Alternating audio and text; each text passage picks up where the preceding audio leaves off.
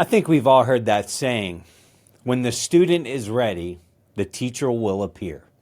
But what happens when the teacher isn't the right one?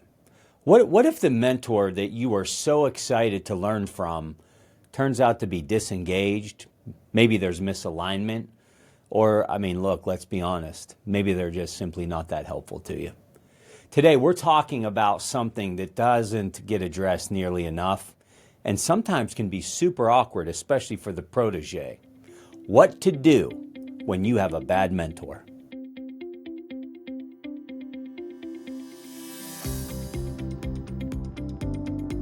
This is the Champion Forum podcast with Jeff Hancher, the forum for leaders, champions, and dreamers. This episode is brought to you by Bernice A. Schweiss, LLC. Bernice A. Schweiss, LLC was founded on the belief that the modern accounting relationship should be different. No matter where your business is in its growth journey, we are here as a trusted advisor, providing data-driven insights and consultative tax, accounting, and strategic planning services built to achieve your financial goals. Together, we can turn your passions into peace of mind. Visit berniceaschweissllc.com for more information. Hey, welcome back to the show, everyone. We're going down a path today that hopefully will save somebody a whole lot of time in the future. There might even be some people listening right now that are going through this dynamic of having a mentor maybe that just isn't cutting it. They're just not kind of lining up with what you thought was going to be this ideal scenario. You know, you've been listening to this Champion Forum podcast and you've been hearing me talk about the importance of mentorship, how mentorship can change your life. And so, you took that big leap out and, went out and did all the things that we talk about how to get and obtain a mentor and how to be a great protege to just find yourself maybe in this scenario that this is very one-sided. This mentor isn't what you thought it was going to be. Well, hey, don't badmouth me. Just because you have a bad mentor doesn't mean that mentoring is bad. Now you got to find a way to get out of this awkward moment, right? I talk a lot on this show about the power of mentorship because I believe in it. The right mentor can accelerate your growth. It has helped me avoid costly mistakes. It can help you open doors that you didn't even know existed. But let's be real. Sometimes it just doesn't work out, and it's for a host of reasons. Maybe your mentor just isn't engaged in it. They agreed to it because they also know the value in it, but for whatever reason, the season that they're in, the busyness, whatever it might be, maybe they're just not engaged. Maybe their advice doesn't fit your values. I can tell you that's happened to me. It's not even that their advice is bad. It might just not line up with your values. Maybe they're more focused on their own success than yours. Hey, there are mentors out there that have egos. I hate to report in, but it's true. There are mentors out there that have egos. And because mentors often, they hold some status usually, especially compared to you, the protege, this can get really awkward. Like, you just have to accept the situation for what it is. But you don't. You really don't. And I will tell you firsthand that this was me with some mentors. I just kind of took it for face value and just hoped for some reason they told me they weren't going to mentor me anymore because I was just dreading the next mentoring conversation. And what am I going to do? Dare call them and say, hey, you're not a fit for me any longer. That just wasn't going to work out in my scenarios. And maybe you can relate to that. But here's the truth. A bad mentor can slow you down just as much as a good mentor can speed you up. And if you find yourself stuck in this mentorship that's not serving you, you don't have to stay there. So today we're going to talk about how do we recognize when this mentorship isn't working? Why is it so hard to navigate this very unique dynamic? And maybe most importantly, how do we step away from this with confidence, but also keeping it professional?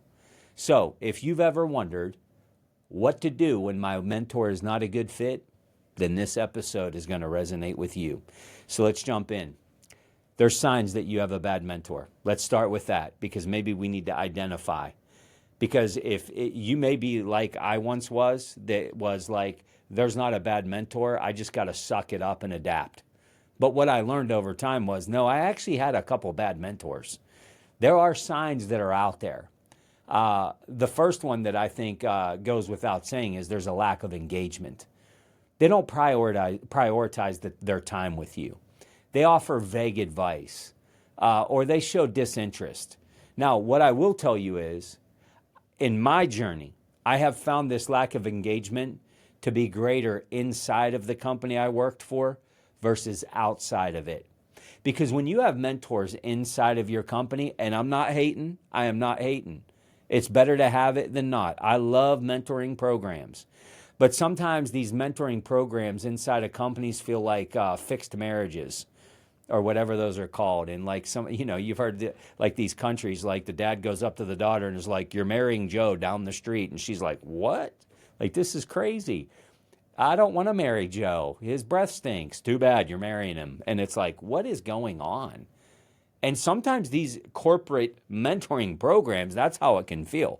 Hancher, you're going to go, so-and-so is going to be your mentor. And you're like, okay. But then comes this lack of engagement because it seems so forced. This mentor is mentoring you because there's a mentoring program at corporate and they don't want to be, buck the system. And so they say yes. But there's a lot of other reasons too that to find out maybe you have a bad mentor. And I will tell you, mismatched values can be a big one. It could be a personality thing too. And one thing you never want to compromise, I don't care what kind of skill, I don't care what kind of talent, I don't care what kind of gold they can deliver to you. You never want to partner with a mentor that doesn't line up with your values. I'm not even saying you're better than them. I'm not even saying that they're bad people, but this value system is something you have to guard with your life. But look, it could be something a little less than that, like personality. Their leadership style just doesn't align with yours. Maybe they're super, super aggressive and you're kind of the other way. Well, look, there might be some benefit to that. Maybe you need to be a little more assertive. But if they're giving you advice like, look, next time that happens, I want you to pick a chair up, throw it into the wall. That really, I have found that to really work for me. I don't know. That might work for you. That's not who I am. I don't throw chairs, So there could be a mismatch in values or personality here. There might be a self-centered type of approach. I've run into this too. They talk about themselves a lot more than helping you. They now have a platform with you, the protege, to make sure that you understand how amazing they actually are. And this is the furthest thing from what a mentor should be focused on. However, I have been down that road. Look, it may come down to the fact that they just give poor advice or their ethics don't line up with yours. There's nothing worse than a mentor that gives bad advice or they discourage growth or they act unethically. These are things that happen. Now, can a mentor give bad advice and still be a good mentor? Of course. But sometimes you go into these mentoring meetings, and if there's this repetition of some of these signs, you might just have a bad apple here for a mentor. And if you don't feel good about it, and make sure that that's what it is. Because if you find a good mentor, one of the things that should be happening to you is you should be very challenged. And I would almost say uncomfortable. But these things that I just highlighted, they transcend this discomfort of growth. And they get more into this. This is discomfort of, icky. Doesn't feel right. This pit in the gut, this gut feeling of, I don't think this is the right one. I had an arrogant mentor. And I can't stress this word arrogance that I felt in this environment. All they wanted to do was talk about themselves. And when I would share challenges of my own, because by the way, I went to these meetings very prepared. Hey, here's some challenges. This is a pebble in my shoe. It's really hurting me. Have you ever been down this road? What advice do you have for me? I would hear things like this. Hancher, suck it up, man. There's far worse things you're going to run into in leadership than that. That's like 101 stuff. Is that what we're doing? We're talking 101? Listen, here's my advice to you based off what you just told me, Hancher. Stop being so soft.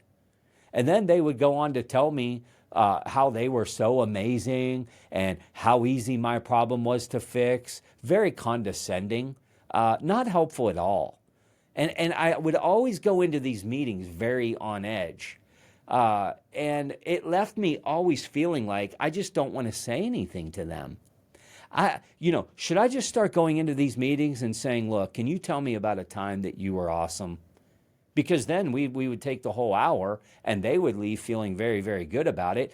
I would leave not having any value, but at least there was no confrontation. Because if you knew this mentor, by the way, this was not a mentor that I wanted to ruffle feathers with. This wasn't a mentor that I wanted to be like, look, I'm not really getting any value out of this. Not getting any value out of this? Have you seen my title? Have you seen the title on my door? And you're not getting, you think I got here by accident? I just knew how this thing was going to go, and it didn't feel good. And this is hard to address. This can be very hard to address, and there's reasons for that. I mean, look, there's a huge power imbalance here. The mentor is often more senior, and this can bring a high level of intimidation. What if I burn a bridge? There's this concern about offending the person or losing access to their network. Oh my gosh, we wouldn't want to do that because my mentor holds all the keys to all these other things that could really help me, help my business, help my journey, help me get promoted, help. And if I lose them, I lose the network as well. There might be this feeling of guilt, feeling like you owe them something for their time. You don't, but I get it. Because they've been pouring into you all this time, albeit you're not getting much value. They are a senior person, and they're giving you their time. And you feel like, you know what, maybe I just need to suck it up, take the kicks on the chin, and just move on, right? This arrogant mentor that I had, 2 levels up in the org chart. 2 levels up. So think like my boss's boss kind of level. The biggest, by far, to date, that was the biggest mentoring title that I ever had. Not to mention, super well connected in my company. Everybody knew this person. Even when people heard that they took me on as a mentor, it was like, oh my gosh, how did you do that? How did you get them as a mentor? And here was the other big one, is there was a high likelihood that at some point in my career trajectory, they would be at the decision-making process of my promotability at some point. Oh my gosh. You just want to throw up, right? I dreaded every single call I had with them to just find myself grinning and smiling and bearing it and stroking their ego the entire time because I didn't want to rock the boat. I just didn't want to rock the boat. Just wasn't worth it to me. So how do you navigate this? How do we navigate this very unique situation? Well, the first thing is that you got to clarify some things because maybe you're part of the problem. And when you start clarifying some things, what you realize is, man, there could be a lot of things in play here. Have you asked yourself, if you have this mentor, what is specifically the problem here? Is it a lack of engagement? Are they giving bad advice? Are there value misalignments? Do they love themselves too much in my case? Determine if this issue is fixable. Or is it just a fundamental mismatch? In my case, I didn't see how this thing was fixable. But if there's just this fundamental thing going on, you might be able to work through it through redirection. It's possible. What might have to happen is there's an adjustment of expectations, or there's communication. I've talked on this show plenty over the years about influencing up. This could be one of those times. That's not me telling you, look that senior person in the face or that mentor and say, look, this mentoring thing sucks, man. I don't know why I thought you'd be good at it, but you suck at it. I'm not saying go there with communication, but I think there's some things that you can do to be tactful, maybe to make some slight adjustments and keep them as a mentor as well. If they're disengaged in the meetings, which could be for a host of reasons. It may have nothing to do with you. It could be because they have more to do than they have time, which is the case with a lot of great mentors. What you might want to try to do is to start reframing these meetings with a very clear agenda or direct requests. This now could potentially, not always, not in my case, this case, but it could redirect the framework so that we stay on task of what it is that I'm trying to accomplish. When you do this, you increase your odds of keeping on the subject at hand. If their advice isn't helpful, don't be afraid to seek a second opinion elsewhere. This should not be a cattle to the slaughter mentality. Sometimes you do need to trust your gut. If it just doesn't feel right, it's not sitting well with you, you might want to call a lifeline and check in on this. And look, let's call it what it is. Mentors are not perfect. I haven't found one yet.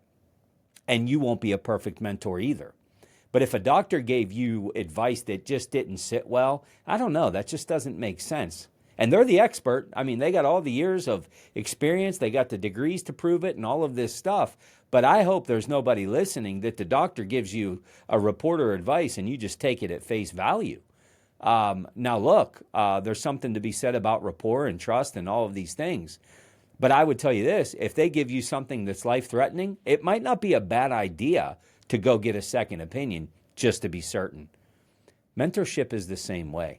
It never hurts to get varying opinions, especially when the advice that you're seeking could have significant consequences. Promotability, termination, HR side effects, whatever it might be. Like, you just don't want to take things at face value.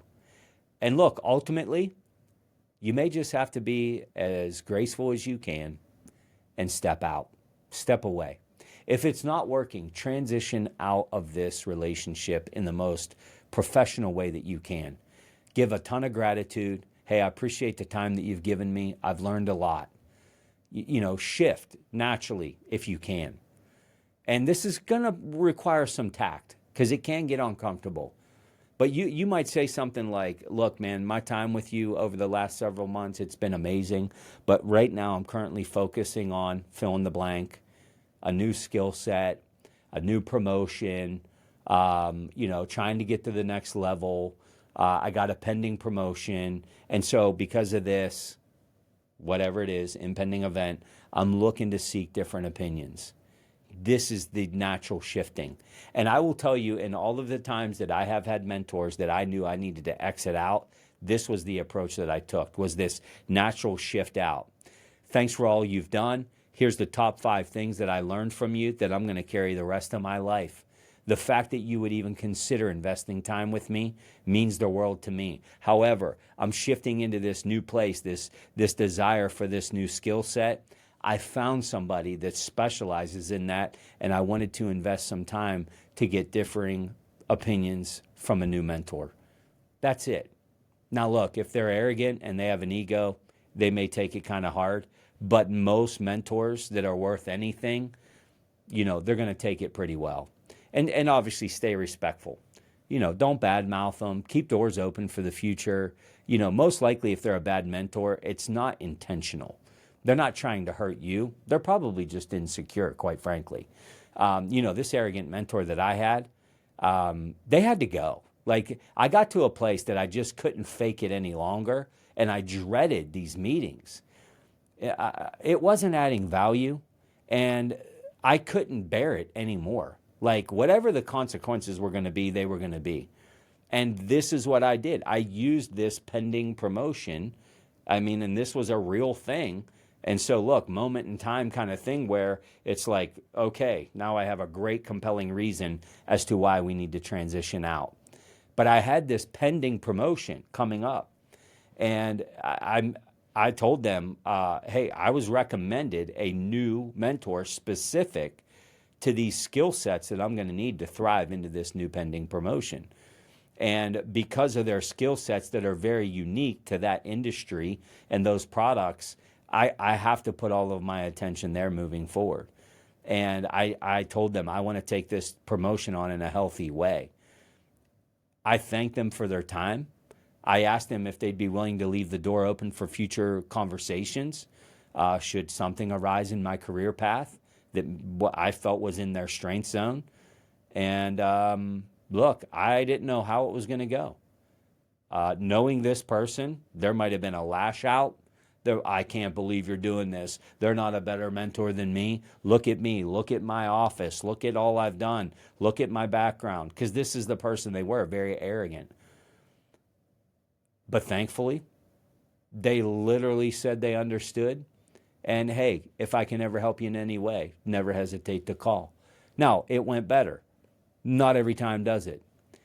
But I think how you close that chapter with that mentor is critical.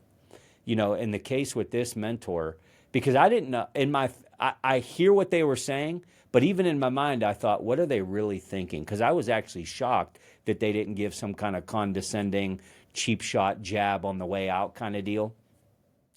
I sent them a box of famous Sarah's chocolates, a handwritten note, added this little touch of gratitude, you know, shipped it to their office. I mean, what says thank you like gourmet chocolate? I don't even know what. And it was this gesture that not many would do. And I felt like, you know what, this is at least going to help me stand out a little bit. And instead of saying thank you, I'm going to show you thank you. You know, thank you doesn't have to be new cars and thousands of dollars. Thank you can be a gesture as well. And by the way, I am grateful. I was grateful for their time. It just wasn't serving me. Side note, if you're ever in the Pittsburgh area, do yourself a huge favor and get to Sarah's Chocolates.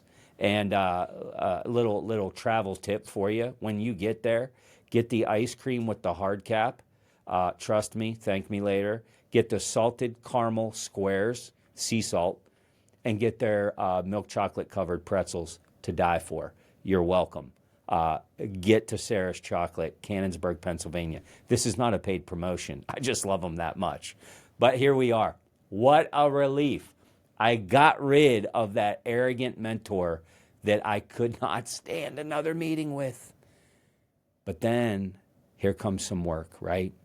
You can't stop there. Your goal then becomes, I have to find a better mentor, because not having a mentor is non-negotiable. If you don't have one, you're looking for one. If you do have one, you're looking for a better one. When you do find the better one, you're looking for the next one, and so on, because mentoring literally can change your life. Look for that person that aligns with your growth needs. Learn from the bad mentor on what not to do next. You can always learn from touching the stove. Consider peer mentorship. This isn't a bad thing, and I will tell you, probably underrated. Underrated, meaning they have the same title than you, but maybe a little bit more experience. This can lessen that blow a little bit of this potential for arrogance and so forth. Be proactive. Be proactive and go out there and seek the mentorship. Go look for the right fit. Great mentors don't appear. I need to say this again. Great mentors don't just appear out of nowhere. You got to go cultivate them. You got to feel like you're out there mining, you're panning for gold. Like, I'm willing to go through all the sludge to get one nugget. That's how you got to look at mentoring. But I'm telling you, when that nugget comes through the pan, it's oh happy day. And I will tell you, when you get that mentor, and if you haven't experienced that yet, I'm going to tell you, when you do, it is life-changing. What you don't want to do and can't do is let a bad mentoring experience deter you from seeking a good mentor. If there's nothing else that you ever receive from this show, please hear me when I say finding the right mentors is one of the most critical things that you can do. So in closing, I'll wrap this up, put the bookend on it. Not every mentor is going to be a great fit, and that's okay. Recognizing and addressing a bad mentorship dynamic, that's kind of a skill in and of itself, and you can hopefully take some of my advice today and kind of run with that. The key here to end that awkward mentoring relationship, be respectful, be strategic and tactful, but also be proactive in finding some help, maybe navigating through that tough conversation. The right mentor can be life-changing, but the wrong one, it can hold you back. Don't be afraid to make changes when you need to make changes. Until next week, keep seeking great mentorship. Don't be afraid to move on from a bad mentor, and never stop turning that pressure into potential.